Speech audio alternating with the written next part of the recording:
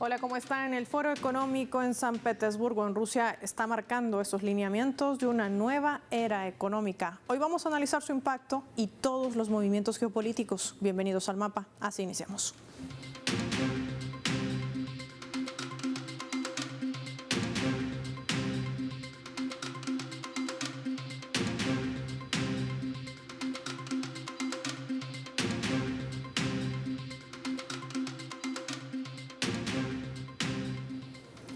Les proponemos desplegar nuestro mapa mundi y revisar datos graficados para entender el impacto de este foro económico. Rusia, una nación clave en el mundo moderno. La identificamos con los colores de su bandera. Marcamos ahí con ese icono en movimiento en blanco San Petersburgo, que es la segunda ciudad más grande de la Federación Rusa y una de las más grandes de Europa.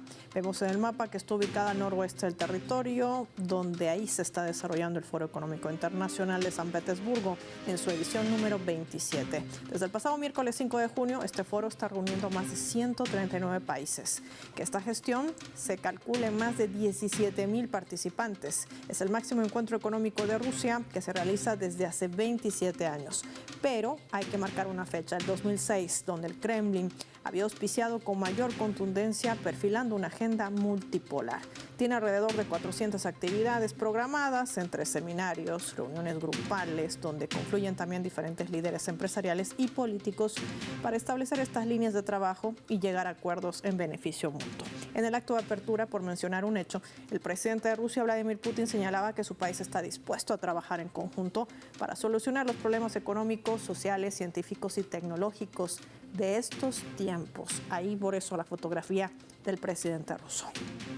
¿Cuál ha sido el lema o cuál es el lema de este encuentro? Lo revisamos. La base de un mundo multipolar, una formación de nuevos puntos de crecimiento, así se denomina. Se viene desarrollando este foro que culmina el 8 de junio, en el cual se va a debatir el enfoque de esta transición de un modelo multipolar de la economía mundial. Bajo este paraguas también se proyectan temas como el uso de monedas locales para transacciones comerciales, la producción y exportación de petróleo y gas, además el desarrollo de la agricultura, la integración de América Latina, no solamente con Rusia, sino también con otras potencias emergentes, donde el bloque de los BRICS, digo con propiedad, apunta a nuevas alternativas sustentables.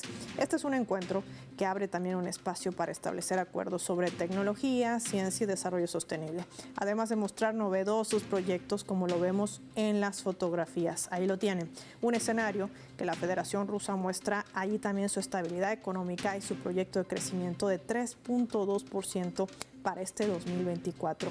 Así está dejando claro también el desarrollo de este importante foro económico, que de esto y más vamos a conversar y analizar con nuestros invitados.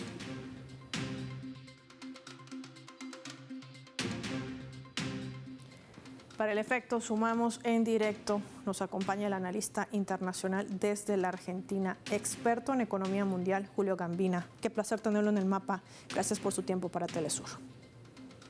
Un gusto, Paola. Cuando escuchamos de este foro económico de San Petersburgo, nos imaginamos que confluyen no solamente máximos representantes de la economía mundial, sino líderes que toman decisiones para sumarse o no a este gran proyecto como es el bloque BRICS. Pero confluye en el crecimiento de esta nueva era económica y sobre todo poder leer desde el ámbito geopolítico, señor Gambina, ¿qué mensaje le está enviando a Occidente? Bueno, hay que destacar, por ejemplo, la presencia del presidente del Estado Plurinacional de Bolivia, Luis Arce, como, si se quiere, como un embajador de América Latina y el Caribe ahí presente en temas muy estratégicos como los temas energéticos. También está la presencia del CELA de América Latina, que con mucha preocupación sobre los mecanismos de integración de la región latinoamericana. Es un encuentro anual, como bien señalan ustedes, que se viene sucediendo desde hace 27 años. Hay que pensar que a partir de 1991, desaparecida la Unión Soviética, Rusia tuvo que reinstalarse como país hacia el mercado interno y también insertarse en el desarrollo de la economía mundial. Y claro, Rusia ahora aparece como un actor muy importante de la política internacional, sobre todo porque desde el 2022 está sufriendo sanciones unilaterales muy fuertes desde Estados Unidos y sus socios occidentales, principalmente Europa, afectando una de las principales fuentes de la riqueza y el crecimiento de la Federación Rusa, que es precisamente el gas y el petróleo. Y por lo tanto este encuentro es un encuentro donde los ojos del mundo se posan para ver cómo evoluciona Rusia propiamente dicha y si hay aislamiento o no de Rusia. Los propios números que ustedes señalaban, de 17.000 participantes de 139 países, y donde no solo hay ruedas de negocios, sino desarrollos e intercambios sobre temas de punta, como son las cuestiones de desarrollo tecnológico, de robótica, mostrando el dinamismo de economías que no son centrales respecto del desarrollo y aliento de la economía mundial. Ustedes dieron un dato que es muy importante. El Fondo Monetario Internacional marca el crecimiento de Rusia por encima del crecimiento de muchos países capitalistas desarrollados, y es un dato, porque tanto el Banco Mundial como el Fondo Monetario Internacional o muchísimos organismos internacionales, incluso la Organización Internacional del Trabajo, en momentos en que se discute la asamblea anual de la OIT, habla de una desaceleración de la economía mundial. Y lo que el Foro de San Petersburgo está mostrando es una dinámica de la economía rusa, pese a la situación de guerra en que está envuelta y de vínculos y relaciones internacionales que abren expectativas. Yo mencioné a Luis Arce, que se difundió públicamente un encuentro bilateral entre el presidente de Bolivia y el jefe del gobierno de Rusia, donde mostraba la importancia que tiene la relación bilateral, no solo el comercio, sino desde el punto de vista de las inversiones, de la producción para Bolivia, en un tema tan estratégico como el energético o el nuclear. Sí. Así que es un foro muy importante. Sí, en este punto, doctor Gambina, porque además tiene otros matices la connotación del desarrollo de esta 27ª versión, en medio además del conflicto y la crisis ucraniana desatada al este de Europa, hay la posibilidad de desarrollar e incrementar esta balanza comercial en monedas locales. Esto va a tener un impacto también para sortear las mal llamadas sanciones. Hablamos de países de América Latina como Venezuela, como Cuba, como Nicaragua. Y a ello sumo Bolivia, que aunque no es una nación sancionada, también ha hecho conocer su intención de formar parte de los BRICS, que además está liderada este año por Rusia, una potencia emergente que no ha sido golpeada por esa estrategia de Estados Unidos como así lo habían planificado, pese a los últimos movimientos de la OTAN. ¿Qué decir sobre este aspecto que creo que no solamente es interesante leerlo económicamente, sino también de esta nueva radiografía que abre esta nueva era económica? El tema es importantísimo. Yo estoy hablando desde Argentina y Argentina fue invitada sobre fines del año pasado a incorporarse a los BRICS a partir de enero de este año. El gobierno anterior había manifestado voluntad de incorporarse, de integrarse, no solo por necesidades comerciales o económicas, sino también financieras y, si se quiere, geopolítica.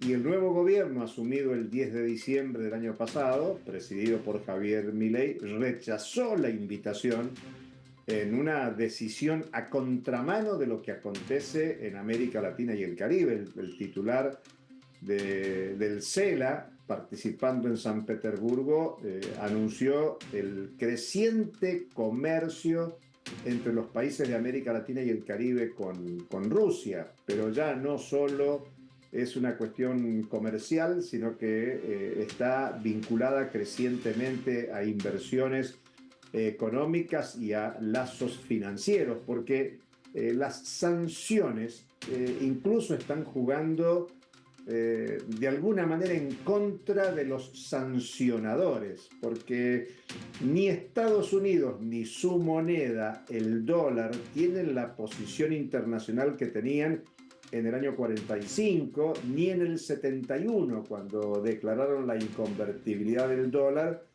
y por lo tanto el dólar pasó a ser un patrón de cambio mundial con mucha fuerza y se viene deteriorando, pese a la importancia que aún tiene en las relaciones económicas internacionales.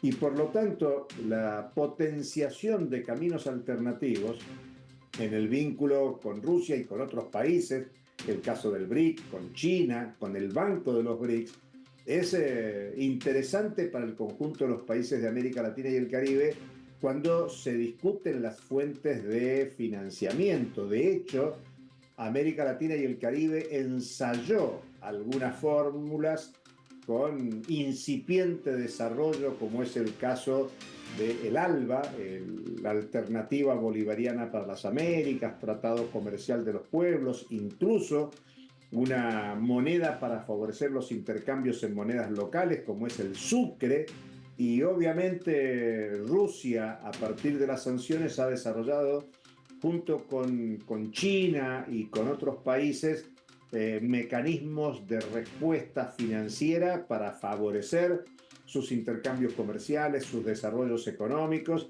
y eso se está potenciando sobre América Latina y el Caribe. Un caso muy especial es la relación Cuba con Rusia, donde Rusia encontró un mecanismo de refinanciar la deuda impaga de Cuba para favorecer la inserción internacional de Cuba, un país fuertemente sancionado por el bloqueo estadounidense sobre Cuba. Por eso las discusiones que se están haciendo ahora y los balances que se vienen haciendo de los cambios en la arquitectura financiera internacional son muy importantes para América Latina y el Caribe, para el mundo, me animo a decir, porque cuando vemos el diagnóstico de época, lo que hay son problemas de crecimiento de la deuda pública, de la deuda de las empresas, de la deuda de las familias empobrecidas, y por lo tanto discutir el financiamiento, discutir la circulación monetaria, discutir la cooperación e intercambio monetario a escala global es fundamental. Por ejemplo, en este momento en Argentina, pese a todas las agresiones que el gobierno argentino ha hecho sobre el gobierno y el régimen político-económico de China, Argentina está desesperado por renovar un swap con China,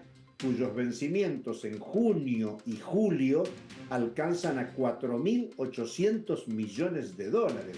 Por lo tanto, en un mundo mundializado, más allá de las sanciones, que los países sancionados puedan generar mecanismos de cooperación, de intercambio, de relaciones de cooperación mutua, abriendo nuevos canales al comercio, a las inversiones y a las finanzas, aparece como un tema muy auspicioso, sobre todo para territorios dependientes del capitalismo mundial, como es América Latina y el Caribe, como es África, como es Asia, como son grandes territorios del sur del mundo.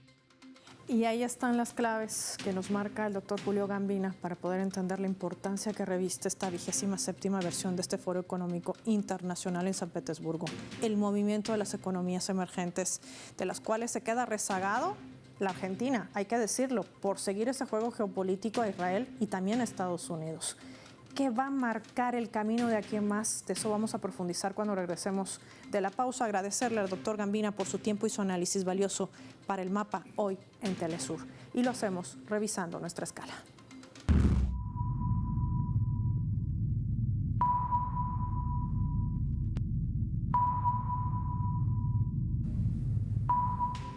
Esta vez a través de la red social X en la cuenta de RT, donde está publicando este vídeo.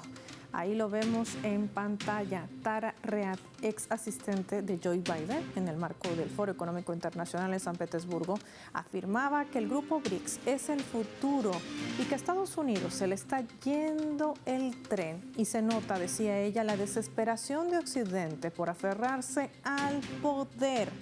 Lo dice una cercana aliada del actual presidente de Estados Unidos. Desperation in the West that you're seeing from a geopolitical level of trying to hold on to power. And here we are at the St. Petersburg Economic Forum. How many Americans do you see here? Very few.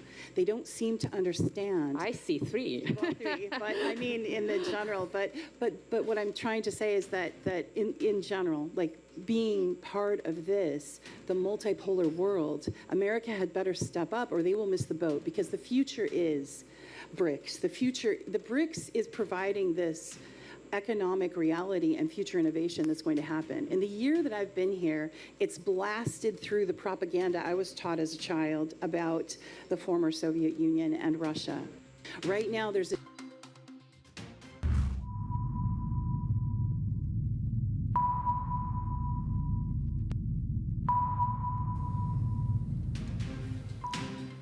Vamos a sumar otro elemento también para el análisis a través de la fotografía. El ministro de Asuntos Exteriores de Turquía, Hakan Fidan, ha expresado su interés de unirse al grupo BRICS durante su visita a China. Sí, así lo dijo. Además señaló que el país pertenece a la Unión Aduanera con la Unión Europea. Sin embargo, el gobierno estudia nuevas oportunidades de cooperación con socios diferentes y en organizaciones como los BRICS. También informaba que participará en la reunión de cancilleres que se va a celebrar en Rusia la próxima semana. En este contexto, el portavoz presidencial del Kremlin, Dmitry Peskov, afirmaba que Moscú acoge con satisfacción el interés de Ankara de cooperar con los BRICS.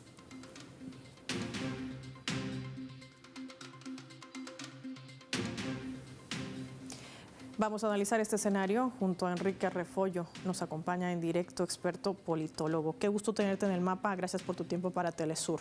Turquía, un país otanista que decide sumarse a este grupo BRICS en expansión. Ni Milei tuvo la lectura como la tiene Erdogan. ¿Qué decir de esto? Bueno, también el caso de Argentina es distinto que el de Turquía. Imagínense, Turquía lleva desde mediados de los años 80, es decir, ya va a ser casi 40 años que está aspirando, que es aspirante a la entrada en la Unión Europea. Todo el rato ha sido sí, vais a entrar el año que viene y todo eso, y han pasado no los años, sino las décadas. Y claro, hay que tener en cuenta también un elemento comparativo fundamental. En el caso de Turquía, todo han sido excusas para primero ponerle el caramelito y luego decirle, bueno, mira, tú ve haciendo reformas y ya vas a entrar. Y con el caso de Ucrania, ni reformas ni nada. Vamos a hacerle una vía sui generis desde la Unión Europea para que entre Ucrania y a ver si de rebote también Georgia y Moldavia. Entonces, claro, es normal que en Turquía se reboten con la situación porque digan, oigan, a ustedes, nosotros los turcos no les importamos nada, quieren darle paso preferente a Ucrania, Moldavia y a Georgia y a nosotros dejarnos de lado. Bueno, pues buscaremos aliados en otra parte. Y en ese pragmatismo turco han mirado otra vez hacia Oriente y han dicho, oye, pues a lo mejor la Organización de Cooperación de Shanghái es una buena alternativa económica a nivel asiático y los BRICS a nivel mundial, porque son organizaciones crecientes y que juntan verdaderamente a gigantes del mundo, no como la OTAN, que puede presumir de haber metido en tiempo reciente a Macedonia, a Montenegro, a Finlandia y a Suecia. Y mientras tanto la Unión Europea busca meter a una Ucrania en guerra y a una Moldavia que ya veremos si este verano lo pasa en paz o en guerra, porque también tiene elecciones próximamente en noviembre, como elecciones también hay entre octubre y noviembre en Georgia, dos países que están en la picota, en el centro más bien de la picadora de carne directamente, que desde Estados Unidos quieren que sean lanzados contra Rusia en su estrategia geopolítica, de su proyecto Anaconda, precisamente, de generar conflictos a lo largo de esa zona costera, de ese rimland euroasiático, desde Europa hasta Asia-Pacífico, pasando por Oriente Medio y el sur de Asia. En fin, desde luego que Turquía nunca deja de sorprender, siempre tiene una carta más para decir, oigan, ¿y si hacemos esto y si miramos por aquí y por allá? Y efectivamente es la gran muestra de ese pragmatismo turco, de ese pragmatismo de Erdogan, Oye, pues si no me quieren en un lado, me voy al otro y a ver qué oferta me hacen mejor. Desde luego que, claro, una cosa es amenazar a países como Georgia, el país que ha aprobado recientemente la ley de agentes extranjeros, que no significa prohibir o encarcelar a lo que cataloguen como agentes extranjeros, sino simplemente ponerles una marca y obligarles a que la lleven como agentes extranjeros si reciben más del 20% de financiación extranjera. Estados Unidos, en vez de responder, bueno, la asertividad estadounidense, así dicho directamente, es la de vamos a sancionar a todos los que hayan aprobado esa ley, a todos los que hayan dado voto a favor de esa ley. Una política fantástica. En el caso de Turquía no es lo mismo porque es el segundo ejército de la OTAN en cantidad, es uno de los países más grandes de la alianza y, claro, buscan ahí la manera de encajar estas decisiones de Turquía. No olvidemos un detalle y Sí. devuelvo la pelota a la cancha. Ajá. Precisamente el mes pasado desde Turquía denunciaron otro intento de golpe de Estado. Sí, y sin lugar a Entonces, dudas, como esto el que ya también, hubo en 2016. Enrique, claro, y justamente esto marca ese cambio de las placas tectónicas que tú nos decías. Hay una mirada diferente de los países en el mundo. Quienes quieren confrontación y conflictos en el mundo, seguir enriqueciendo los complejos militares y quienes le están apostando al crecimiento de sus naciones. No sé qué va a ser más peligroso y con esto quiero casi finalizar el programa contigo. Si nos vamos a enfrentar a una guerra belicista de mayor escala o quizás la aplicación de sanciones más arrecida por parte de Estados Unidos para lograr no perder la hegemonía que ya viene en declive. ¿Cuál de los dos escenarios se avisora con estos movimientos? Pues con estos movimientos uno podría pensar que la lógica sería intentar llegar a alguna clase de compromiso, de evitar la frenada. Es como, digamos, si tu vehículo se está yendo cuesta abajo, intentarás apretar el freno de pedal, el freno de mano, intentar hacer algo para frenar el vehículo. En este caso, Estados Unidos y la Unión Europea, en vez de intentar frenar, lo que hacen es acelerar, es buscar el choque. Lo cual es absurdo porque abajo solo hay un barranco, no hay un final exitoso. Con esto lo que quiero decir es que precisamente han intentado chantajear a todos los países del mundo con los que tenían conflictos, a los que llamaban estados canalla, los rogue states, desde Rusia, China, Irán, Venezuela, Corea del Norte, Siria, y todos esos países ahora están más unidos que nunca y más que lo van a estar. Y otros países que también estaban en el punto de mira, sintiéndose que van a acabar también como con calificación de Estado canalla, pueden unirse a todas esas asociaciones y alejarse decisivamente de Occidente, de un Occidente que les promueve todo tipo de espejismos políticos que no tienen nada que ver con las necesidades de los países, precisamente de esa mayoría global, que son las cosas del comer y las cosas del vivir. Países precisamente como los africanos, donde las grandes preocupaciones son si va a haber alimentos y si va a haber seguridad, es decir, que no los mate un grupo terrorista que pase por la zona. Mientras Rusia les ofrece eso, y lo ha demostrado, por ejemplo, en países como República Centroafricana, y también está incrementando su presencia en Níger, Mali, Burkina Faso y Guinea, también en Sudán incluso, haciendo ya un corredor del Sahel. Estados Unidos lo que les ofrece es, ustedes tienen libertad para comerciar con Estados Unidos y nada más que con Estados Unidos y para pensar lo que diga el corralito estadounidense y punto. Su libertad empieza y termina en las palabras de Estados Unidos. Pues es normal que cada vez más países digan, oiga, pues no queremos saber de eso, no queremos saber de esas imposiciones que nos restringen nuestro desarrollo, que fomentan unas élites compradoras del occidentalismo o vendidas a sus intereses, pero que no se preocupan de esos pueblos del sur global, la mayoría global, por cierto. Así que tenemos una situación muy peculiar en la que desde Estados Unidos, en vez de intentar llegar a alguna clase de acuerdo de apretar el freno, sino de golpe, por lo menos despacito, no, al contrario, lo que hacen es apretar el acelerador al máximo y pensar que ellos van a ganar. Contra China, por ejemplo, más sanciones quieren hacer, más restricciones, quieren incluso, y de hecho ya lo ha desclasificado hasta el mismo Congreso estadounidense, planes para evitar que el petróleo y el gas llegue a China por barco. Y eso lo único que va a hacer es poner a China y Rusia más cerca la una de la otra, porque sabiendo los chinos que en caso de conflictos, y abiertamente reconocido desde el poder estadounidense, que van a bloquear todo barco con suministros energéticos a China, pues desde luego la alianza con Rusia y también con Irán, por cierto, que es otro país productor de petróleo y de gas, y otros de Oriente Medio como Irak, pues va a ser cada vez más fundamental.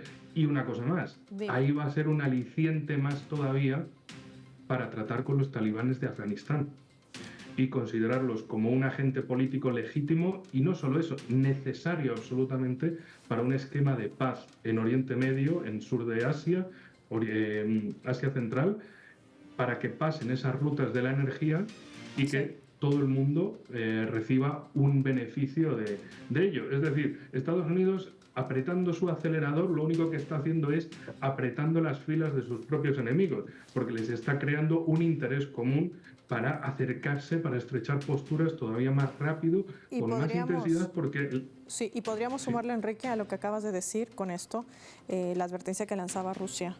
Armar a los enemigos de Estados Unidos en cualquier parte del mundo. Quizás el Mar Rojo sea uno de los principales objetivos, el primer lugar. Yo lo pondría en la primera lista. Yo no tengo más tiempo para conversar contigo. Este es un tema del mapa para la siguiente semana. Te voy a comprometer para que nos atiendas la llamada y poder profundizar este aspecto que me parece vital. Enrique Refollo, gracias por tu análisis y tu tiempo para el programa. Vamos a finalizar revisando nuestro vector.